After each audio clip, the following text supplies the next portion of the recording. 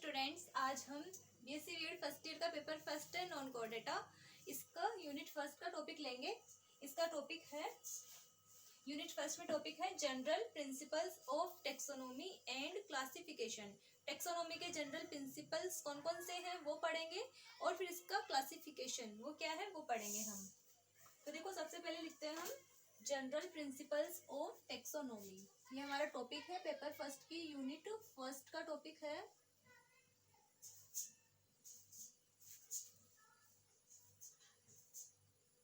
इसका टॉपिक है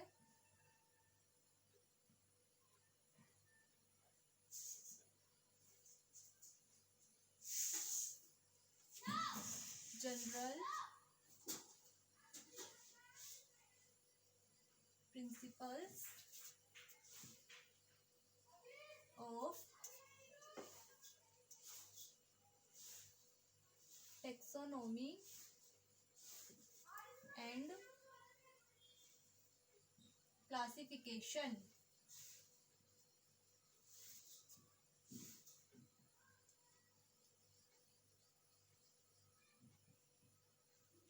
तो सबसे पहले देखो, हम देखेंगे टेक्सोनोमी। टेक्सोनोमी क्या होती है? जंतुओं को नाम देना, इनको पहले वर्गीकरण करना, फिर उनको नाम देना, वो टेक्सोनोमी कहलाता है। ठीक है, फिर उसके बाद इनका क्लासिफिकेशन किस आधार पे किया गया है उसके बारे में पढ़ेंगे। तो सबसे पहले इसके प्रिंसिपल्स पढ़ेंगे हम। इसके टेक्सोनोमी के जनरल प्रिंसिपल्स या सामान्य सिद्धांत कौन कौन से हैं वो पढ़ेंगे। तो इसमें टॉपिक डाल देती हूँ मैं, जनरल प्रिंसिपल्स ऑफ टेक्सोनोमी। ये ए वाला टॉपिक है, जिसको मैं वर्गीकी के सिद्धांत भी लिख सकती हूँ। हिंदी में इसको क्या कहते हैं? वर्गीकी के सिद्धांत।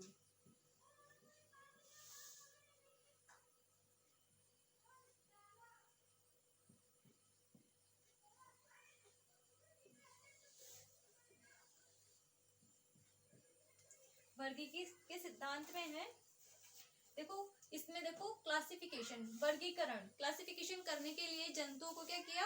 समानताओं और असमानताओं के आधार पर उनको विभाजित कर दिया। जो जंतु समान है, एक जैसे होते हैं, उनको एक वाले ग्रुप में रख दिया, और जो दिखने में अलग अलग है, जो दूसरी तरह के जंतु है, उनको अलग ग्रुप में रख दिया। तो इस तरह से जंतुओं को समानताओं और असमानताओं के आधार पर इनका छोटे बड़े समूह में इनको बांटा गया है। तो हम लिखेंगे इसमें समानताओं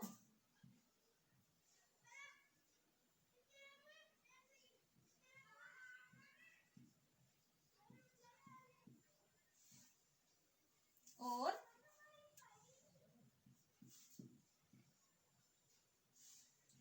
असमानताओं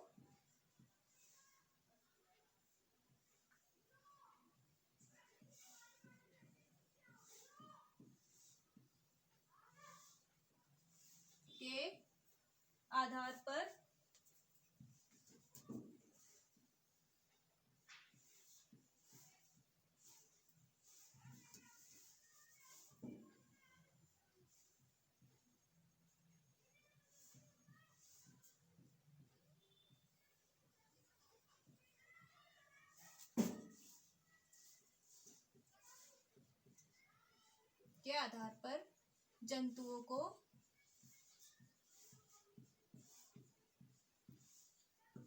छोटे बड़े समूह में बांटना।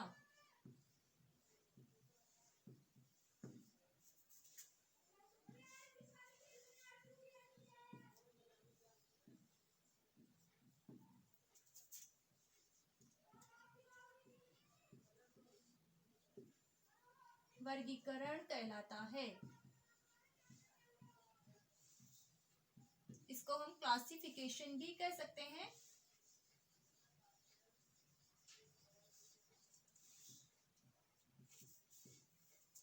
कहलाता है।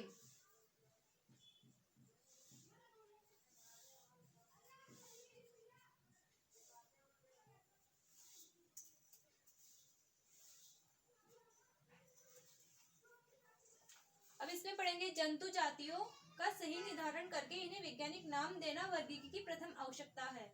इसे नामकरण कहते हैं। सबसे पहले क्या किया जाता है? जंतु जातियों का सही निर्धारण किया जाता है, फिर उनको नाम दिया जाता है। उसको क्या कहते हैं? नोमेनक्लेचर।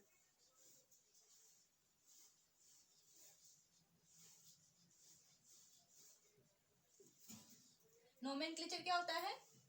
जंतु जातियों का निर्धारण करके फिर उनको नाम देना, ये नोमेनक्लेचर कहलाता है।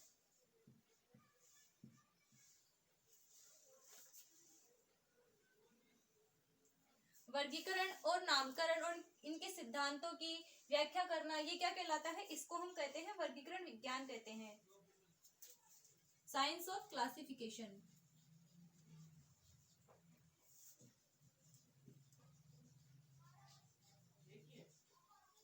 साइंस ऑफ क्लासिफिकेशन किसको कहते हैं?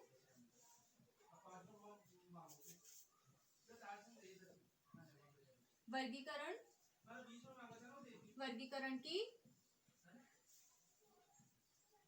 वर्गीकरण व नामकरण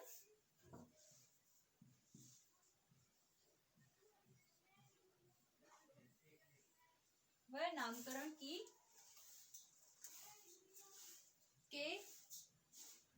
विधियों, सिद्धांतों और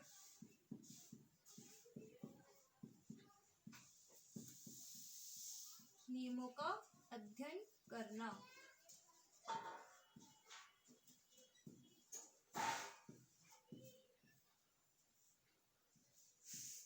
ये क्या कहलाता है? इसको साइंस ऑफ क्लासिफिकेशन कहते हैं।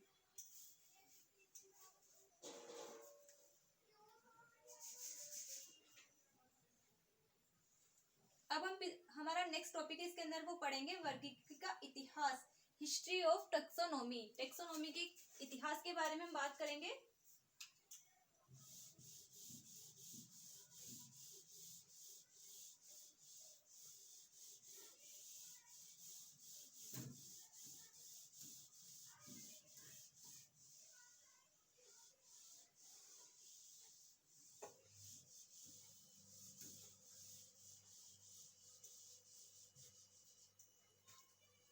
हिस्ट्री ऑफ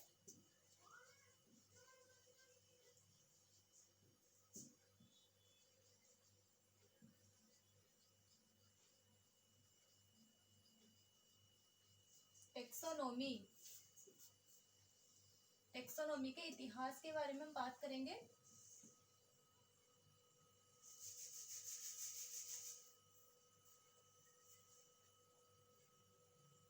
पहले लोग जंतुओं को घातक, अघातक, लाभकारी, अलाभकारी आदि के आधार पर विभाजित करते थे। जो जंतु लाभ वाले होते थे उनको अलग ग्रुप में रखते थे, जो नुकसान वाले होते थे उनको अलग ग्रुप में रख दिया जाता था। इस तरह से उड़ने वाले, जिनमें उड़ने के लिए अनुकूलन पाए जाते थे, पंख पाए जाते थे, उनको एक ग्रुप में रख दिया जाता था, और जो उड़ नहीं सकते थे उनको अलग ग्रुप में रखा जाता था। तो इस आधार पर पहले वर्गीकरण किया जाता था। तो इसमें दिखेंगे हम पहले जंतुओं को,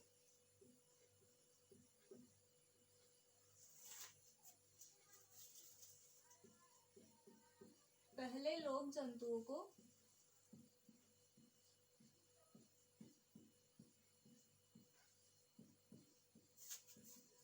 घातक, अघातक, उड़ने वाले,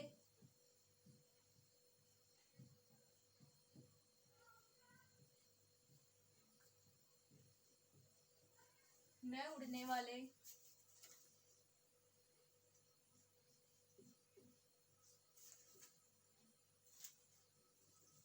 भक्ष्य,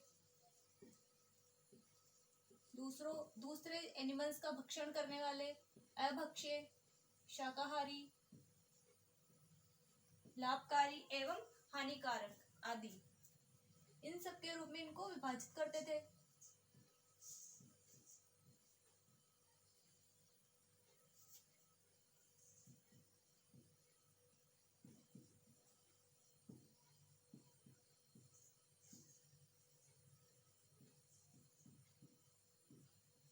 आदि के आधार पर, इन सब के आधार पर विभाजित करते थे।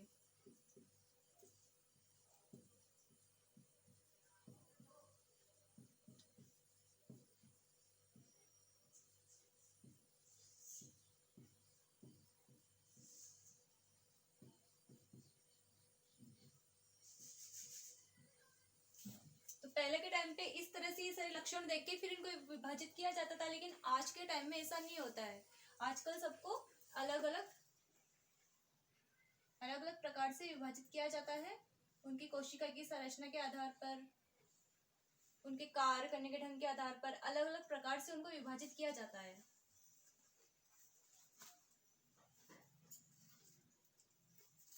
तो अब हम पढ़ेंगे इसमें जंतु विज्ञान के पिता। अरस्तु को हम जंतु विज्ञान के पिता भी कहते हैं, फादर ऑफ बायोलॉजी।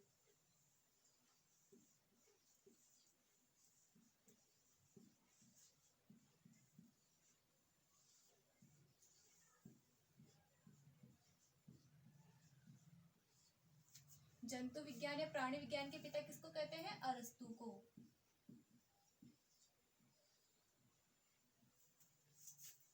सबसे पहले इन्होंने ही जंतुओं की मौलिक समानता और असमानताओं के बारे में बताया था और इन्हीं के आधार पर इनका क्या किया था? वर्गीकरण किया था। इन्होंने एक पुस्तक लिखी थी जिसमें इन्होंने जंतु की समानता और असमानताओं के आधार पर वर्गीकरण किया था। उस पुस्तक का नाम है हिस्टोरिया एनिमेलियम।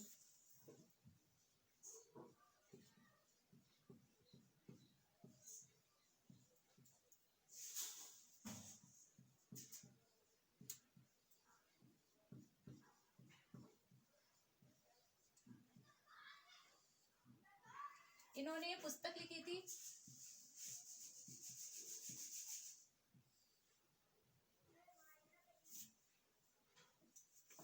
इन्होंने जंतुओं को लाल रुधिर कणिकाओं की उपस्थिति और अनुपस्थिति के आधार पर भी विभाजित किया है।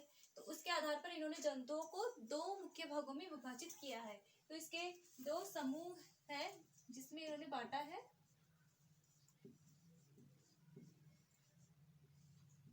एक तो जिनमें लाल रुधिर कणिकाएं पाई जाती है और जिनमें लाल रुधिर कणिकाएं नहीं पाई जाती। तो इनके देखो समूह है। फर्स्ट है इसका, जिसको हम कहते हैं एनेइमा। ये है एनेइमा।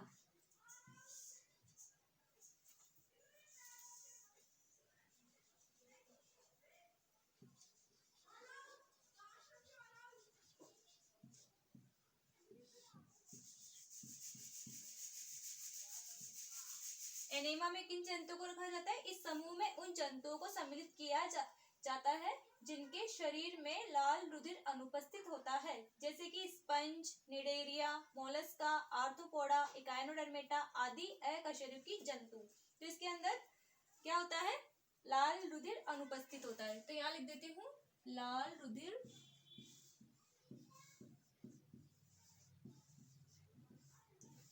अनुपस्थित। इनके अंदर लाल रुधिर अनुपस्थित होता है। एग्जाम्पल, इन जंतुओं के एग्जाम्पल्स लिख देती हूँ यहाँ पे, जैसे कि मोलस्का, आर्थ्रोपोडा,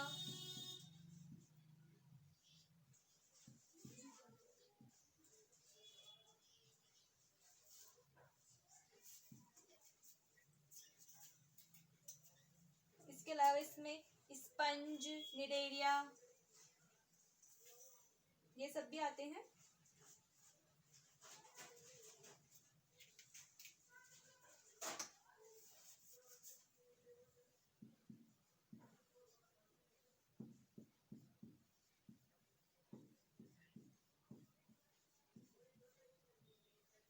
इकाइनोडर्मेटा,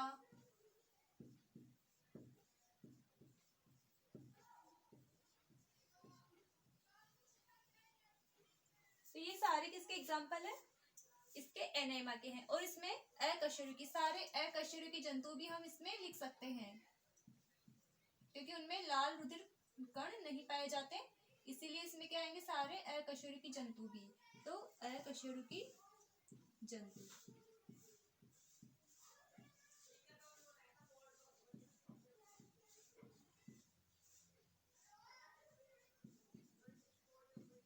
आदि ये है एनेमा के उदाहरण। अब हम पढ़ेंगे दूसरा, इसमें है इनेमा।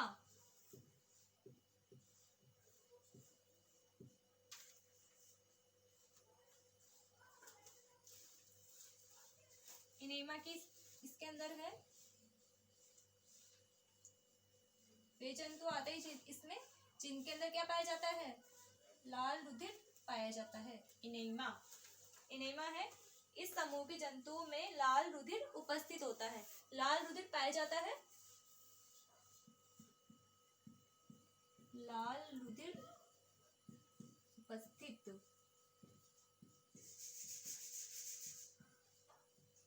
इसीलिए इनको क्या कहते हैं, इनेमा। इसके एग्जांपल्स हैं, इसके अंदर आएंगे कशेरुकी जंतु, कशेरुकी जंतु होते हैं वो सारे इसमें आ जाते हैं, कशेरुकी जंतु, अकशेरुकी इसमें आ जाते हैं, और कशेरुकी के अंदर क्या पाया जाता है, लाल रुधिर उपस्थित होता है, इसलिए इसके एग्जांपल में आ जाएंगे कशेरुकी जंतु। तो इसके एग्जांपल है। अब ये इनेमा है, इसको भी दो समूह में बांटा है, इसके भी वापस दो उप समूह, ये तो समूह हो गए इसके, ये समूह है प्रमुख समूह। अब इनेमा इसके उप समूह, दो उप समूह है इसके, जरायुज और अंडज। जरायुज मतलब बच्चे देने वाले, अंडज मतलब अंडों से बच्चे पैदा करने वाले। तो इस तरह से इसके दो समूह देती हूँ यहाँ पे मैं। फर्स्ट है इसका जरायुज,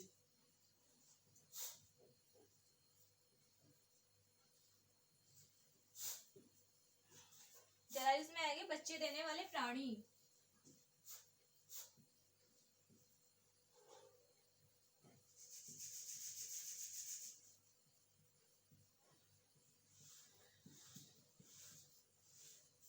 और अंडज में आ जाएंगे अंडे देने वाले प्राणी।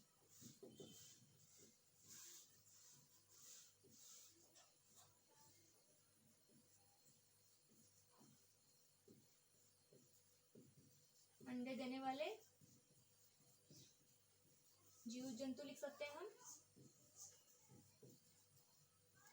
ये सब किस में आ जाते हैं, अंडज में। इनको हम ओविपेरस भी कह सकते हैं, जरायुज को हम विविपेरस भी कह सकते हैं। इसके अंदर है, इसके एग्जांपल्स है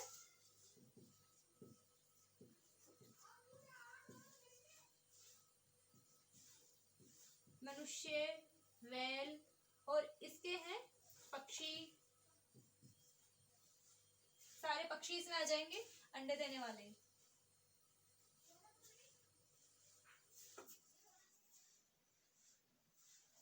इसमें सारे मैमल्स जो सभी बच्चे देते हैं वो आ जाएंगे, इसके अंदर पक्षी आ जाएंगे, और इसके अंदर उभयचर, सरीसृप मतलब रेप्टाइल्स, वो सारे इसमें सम्मिलित किए जाएंगे।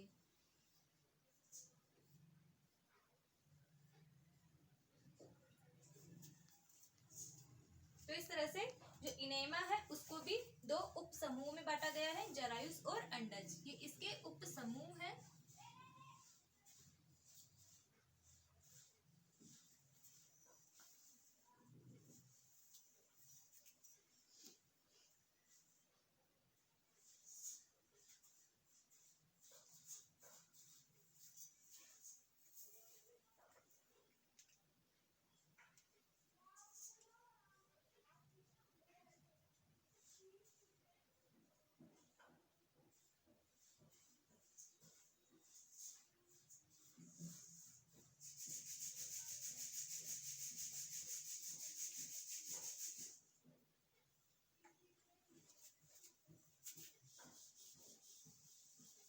अब हम पढ़ेंगे द्विपद नाम पद्धति।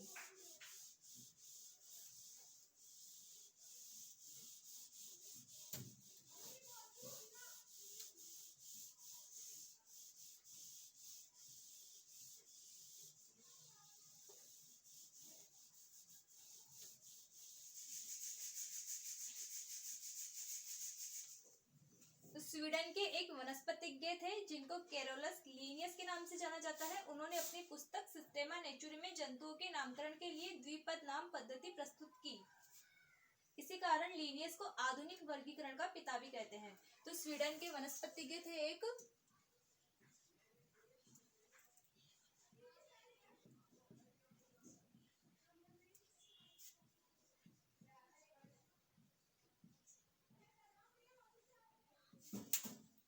Carolus Linnaeus.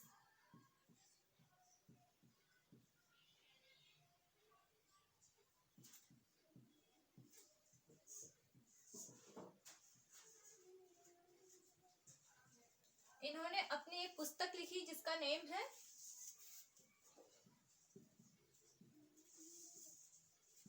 सिस्टेमा नेचुरी।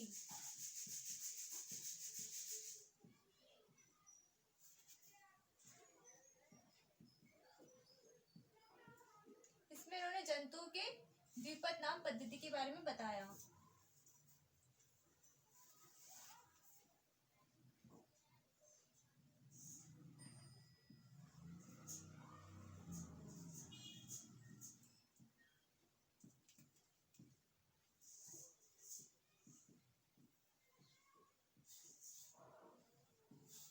ये पद्धति इन्होंने प्रस्तुत की, इसी कारण को क्या कहा जाता है, लीनियस को आधुनिक वर्गीकरण का पिता भी कहा जाता है।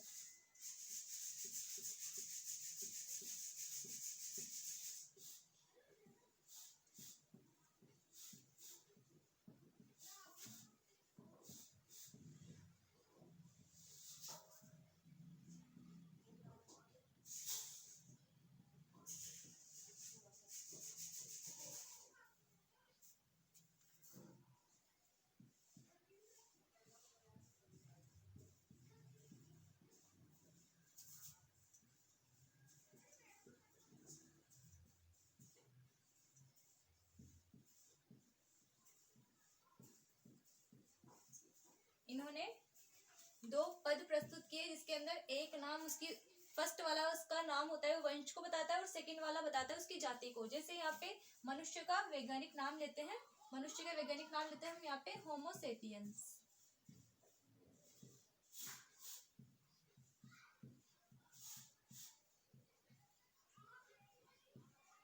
ये होमो सेपियंस है। इसके अंदर होमो तो क्या है, मनुष्य का वंश के बारे में बताता है और सेपियंस इसकी जाति, मनुष्य की जाति के बारे में बताता है कि मनुष्य होमो वंश की सेपियंस जाति का प्राणी है। इस तरह से कैरोलस लीनियस नाम का जो वैज्ञानिक है जो स्वीडन का था, उन्होंने क्या बताया, अपनी पुस्तक लिखी सिस्टेमा नेचुरी, उसके अंदर उन्होंने द्विपद नाम पद्धति प्रस्तुत की, इसलिए इनको क्या कहा जाता है, आधुनिक वर्गीकरण का पिता भी कहा जाता है। अब इसमें नामकरण की, द्विपद नामकरण की जो पद्धति है उसके अंदर सबसे छोटा समूह जाति को लिया जाता है। तो सबसे पहले देखते हैं हम जाति के बारे में। ये सबसे छोटा समूह जाति, तो जाति किसको कहते हैं, ये क्या है, वर्गीकरण की सबसे छोटी यूनिट है, सबसे छोटी इकाई है। ये वर्गीकरण की सबसे छोटी इकाई।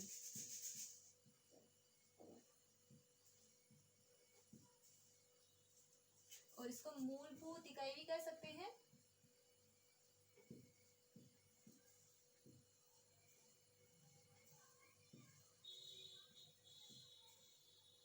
इसको हम बेसिक यूनिट भी कह सकते हैं।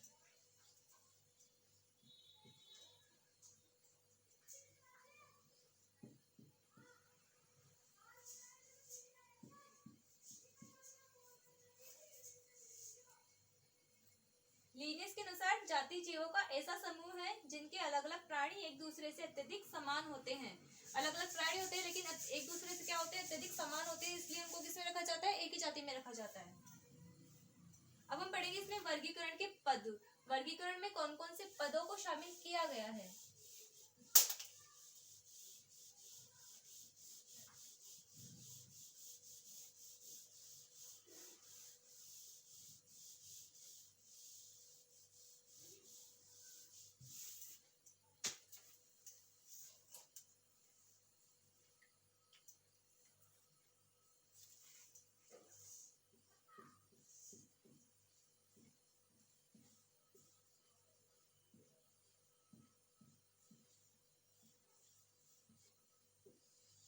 वर्गीकरण के पद, टेक्सा ऑफ क्लासिफिकेशन।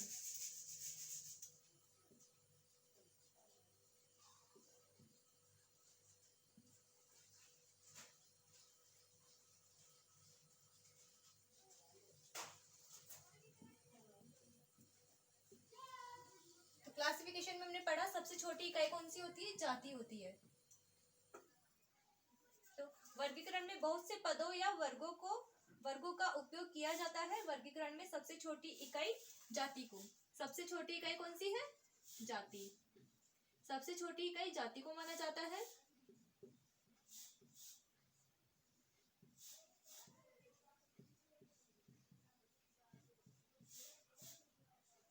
फिर उसके बाद जाति में अंतरा प्रजनन मतलब इंटरब्रीडिंग करने वाले एनिमल्स को शामिल किया जाता है, उनको रखा जाता है।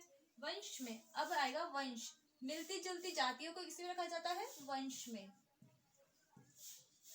तो यहाँ लिखेंगे मिलती जुलती जातियों को वंश में रखा जाता है। मिलती जुलती जातियों को।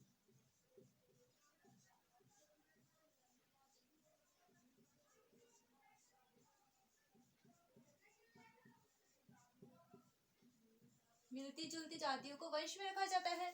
फिर उसके बाद वंश, मिलते जुलते जो वंश होते हैं उनको किस में रखा जाता है? कुल में।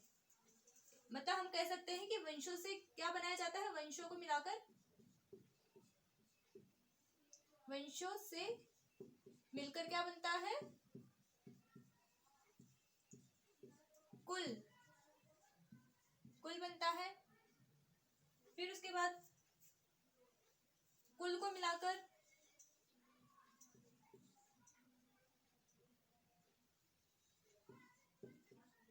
कुल से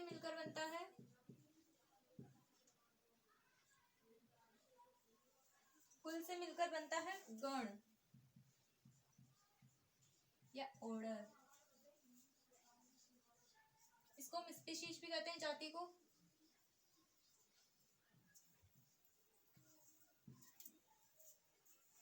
वंश को जीनस कहते हैं, कुल को कहते हैं फैमिली।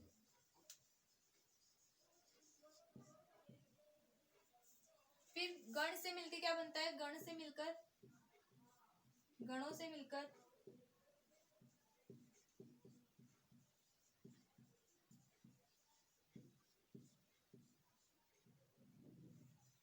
मिलकर बनता है फिर वर्ग,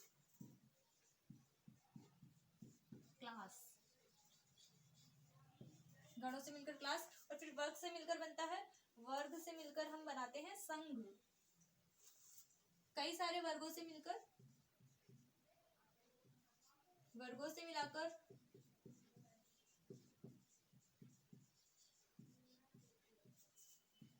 मिलाकर हम बनाते हैं संघ।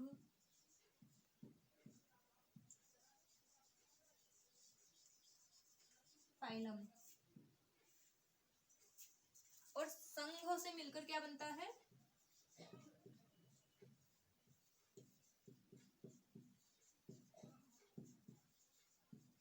संघों से मिलकर बनता है किंगडम या जगत। जैसे जंतु जगत, पादप जगत।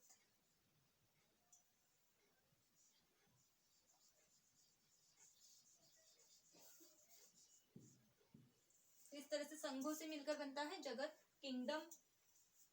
सभी जंतुओं को जंतु जगत में सम्मिलित किया जाता है। सारे जंतु हैं उनको किसमें सम्मिलित करेंगे हम? जंतु जगत में।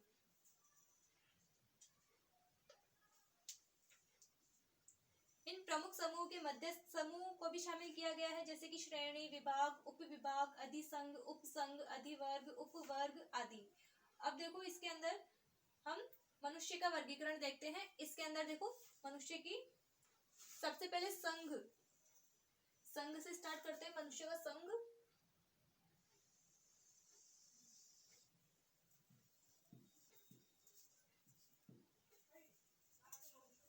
पहले संघ लिखेंगे, फिर वर्ग, फिर गण, फिर कुल, फिर वंश और फिर जाति।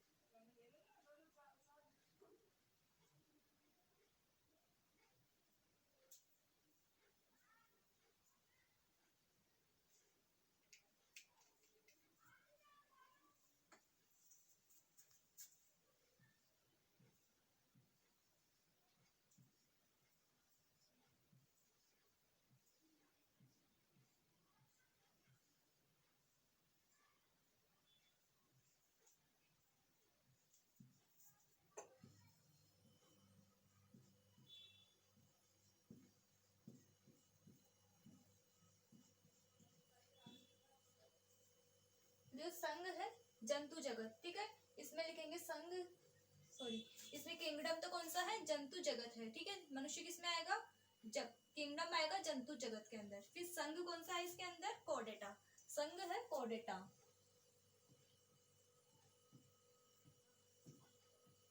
जगत है ये जंतु जगत।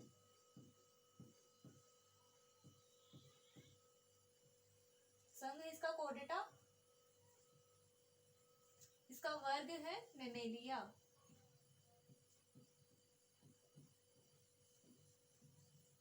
फिर इसका गण है प्राइमेट्स, जिसे मनुष्य को और वानरों को रखा जाता है। फिर उसके बाद इसका कुल है होमोनिडी,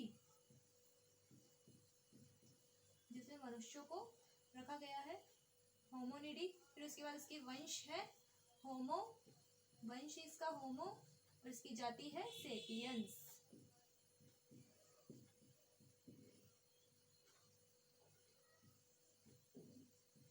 तो इस तरह से ये मनुष्य का वर्गीकरण है। इस तरह से हम समझ सकते हैं कि मनुष्य को कोर्डेटा संघ में रखा गया है, फिर उसका वर्ग वो मेमेलिया, फिर गण प्राइमेट्स, कुल होमोनिडी, वंश इसका होमो और जाति इसकी सेपियंस। ये किसका है, मनुष्य जाति का वर्गीकरण।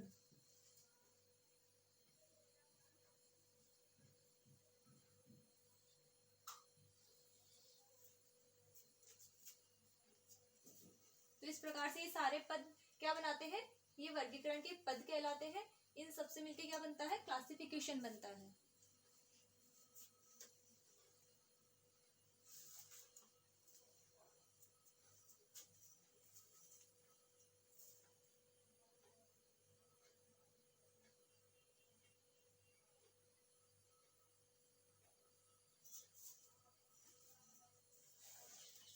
अब हम इसके बाद इसमें पढ़ेंगे नोमेनक्लेचर, नामकरण।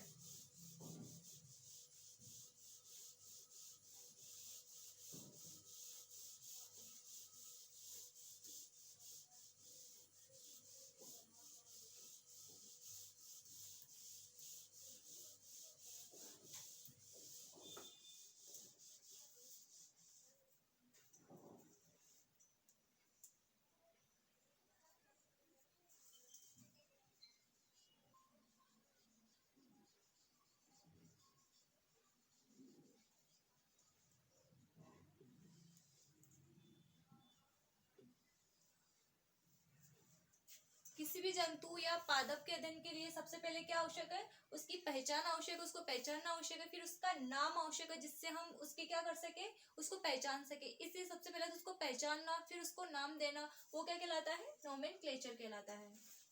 ऐसा नाम जो सब जगह पूरे देश विदेश में उसका एक कॉमन नेम हो, क्योंकि अलग अलग प्रजातियां होती है, अलग अलग पेड़ पौधों की प्रजातियां हर जगह पाई जाती है, अलग अलग देशों में उसको अलग अलग नाम से जाना जाता है। इसलिए उसको एक फिक्स नाम देना, उसको एक वैज्ञानिक नाम देना जो सब जगह से उसको उसी नाम से पहचाना जाए सब जगह पे, इसलिए उसको नोमेनक्लेचर कहते हैं।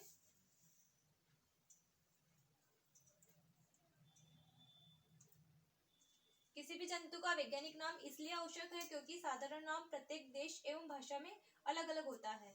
तो इसमें हम पढ़ेंगे बायोनोमियल नोमेनक्लेचर। नोमेनक्लेचर हमने पढ़ लिया, जंतुओं को नाम देना,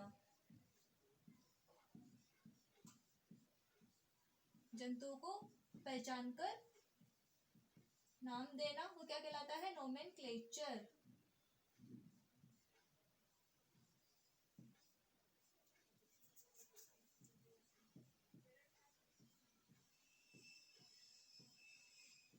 अब हम पढ़ेंगे इसमें बायोनोमियल नोमेनक्लेचर।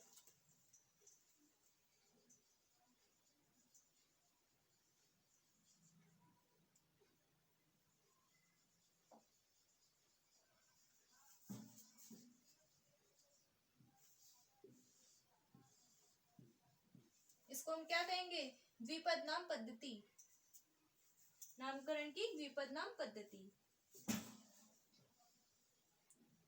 इसकी सबसे पहले हमने पढ़ लिया कि कैरोलस लिनियस ने अपनी पुस्तक सिस्टेमा नेचुरा के अंदर बायोनोमियल नोमेनक्लेचर के बारे में बताया। इसका फर्स्ट नाम तो वंश को बताएगा, सेकंड नाम उसकी जाति को बताएगा, तो ये हमने पढ़ लिया है।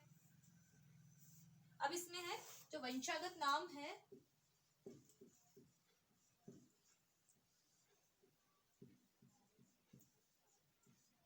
वो बड़े अक्षर से लिखे जाएंगे।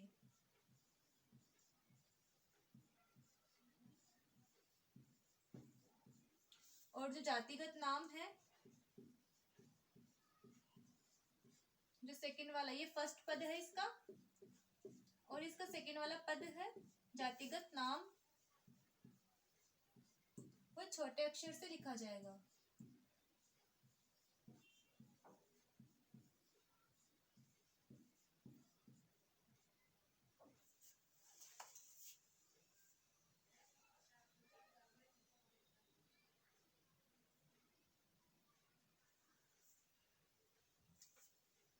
कई बार जंतुओं के नामकरण के साथ साथ उस देश या क्षेत्र का नाम जोड़ दिया जाता है जहां वह मिलते हैं, जैसे कि एपिस इंडिका।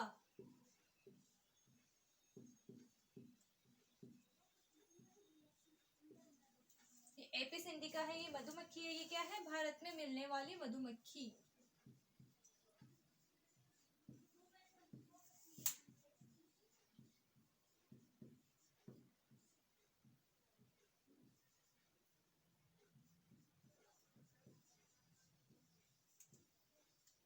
ये ज्यादातर भारत में पाई जाती है, इसलिए इसका नाम क्या रख दिया है? इंडिया के नाम से मिलता जुलता एपिस इंडिका। फिर है पेरीप्लेनेटा,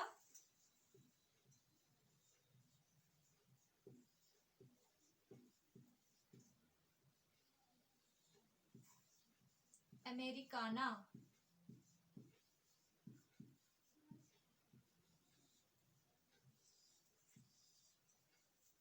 ये पेरीप्लेनेटा अमेरिकाना है। ये क्या है? सामान्य तिलचट्टा। इसका मूल निवास या मूल क्षेत्र है ना, वो कहाँ है? अमेरिका है, इसीलिए अमेरिकाना इसके लास्ट में जोड़ दिया गया है। सामान्य तिलचट्टा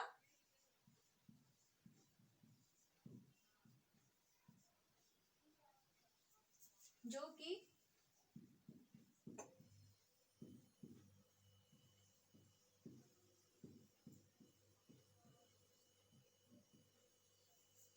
अमेरिका का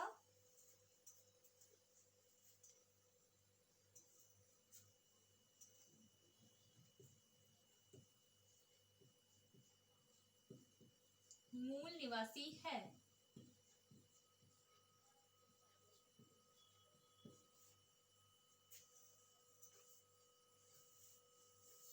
अब इसमें हम पढ़ेंगे त्रिपद नाम पद्धति।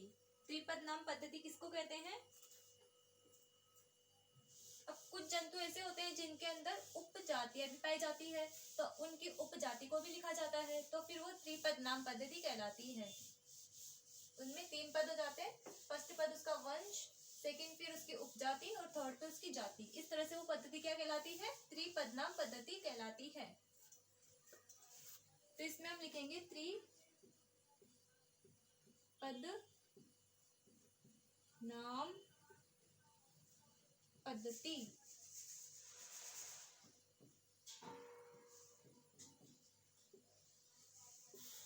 त्रिपद नाम पद्धति में लिखेंगे हम जब 3 पद शामिल किए जाते हैं। 3 पद इसमें शामिल किए जाते हैं। कौन कौन से शामिल किए जाते हैं? इसकी वंश, वंश का नाम, इसकी उपजाति का नाम,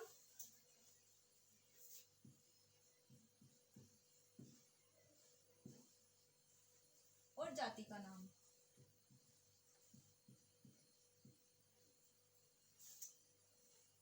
इसकी वंश, जाति और उपजाति, इनको लिखा जाता है, तो ये क्या कहलाते हैं? उपजाति। ये इसमें 3 पद हो गए, वंश, जाति और उपजाति। इसको कहते हैं त्रिपद नाम पद्धति। अब हम पढ़ेंगे इसमें रूल्स ऑफ नोमेनक्लेचर। नोमेनक्लेचर के कौन कौन से रूल्स हैं?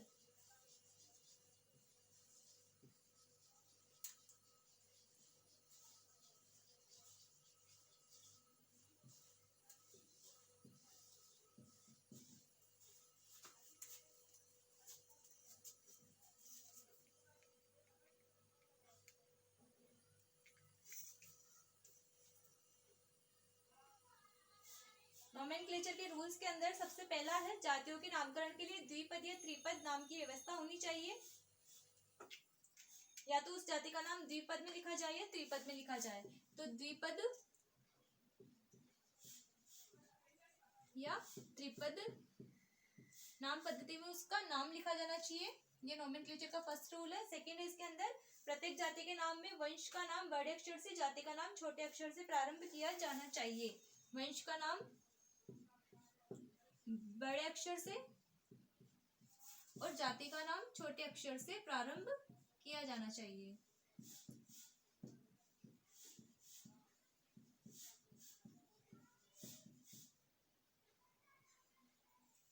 फिर है इसके अंदर वैज्ञानिक नाम तिरछे अक्षरों में ही लिखे जानी चाहिए।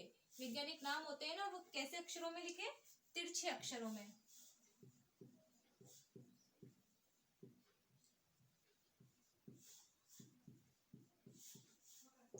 फिर इसके अंदर सर्वप्रथम प्रकाशित नाम ही मान्य होगा। जो नाम सबसे पहले प्रकाशित हो गया उसी को ही मान्य किया जाएगा। हो सकता है अलग अलग वैज्ञानिकों ने एक ही टाइम पे अलग अलग नाम दे दिए हो, लेकिन जो सबसे पहले नाम आया होगा प्रकाश में उसी को सबसे पहले माना जाएगा, वही मान्य होगा। तो सबसे फर्स्ट नाम पे पहले नंबर पे जो नाम होगा वही मान्य होगा। सर्वप्रथम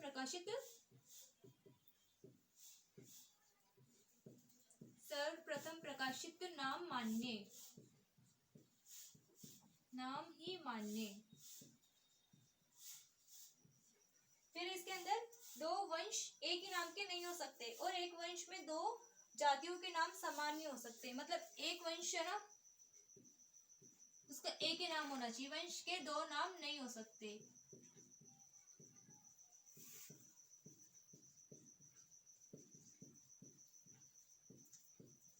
और इस वंश के अंदर जो जाति आएगी